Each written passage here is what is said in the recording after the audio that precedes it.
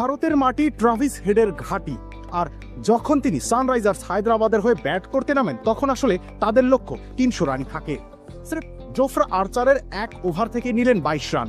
Head থাকা মানে প্রতিপক্ষের মাথা ব্যথার কারণ, বোলারদের রাতের ঘুম কেড়ে নেয়ার মাধ্যম। সেখানে বোলারকে প্রতিপক্ষকে এসব অগুরুত্বপূর্ণ বিষয় নিয়ে হেড মাথা ঘামানোর পাত্র নন। পাওয়ার প্লেতে আসে 94 রান।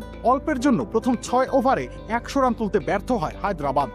94 রানের মধ্যে ট্রাভিস হেডের একার অবদান 46, খেলেছেন 18 বল। অষ্টম ওভারের প্রথম বলেই হাফ সেঞ্চুরি তুলে ফেলেন। কখনোই স্ট্রাইক রেট 200-এর নিচে নামতে দেননি। এমন না যে তিনি গায়ের জোরে খেলেন, প্রচন্ড পাওয়ারফুল। আসলে তার সাহসটাই সবকিছু। ওই সাহসের জোরে বিস্ময়কর সব ইনিংস খেলে বেড়ান।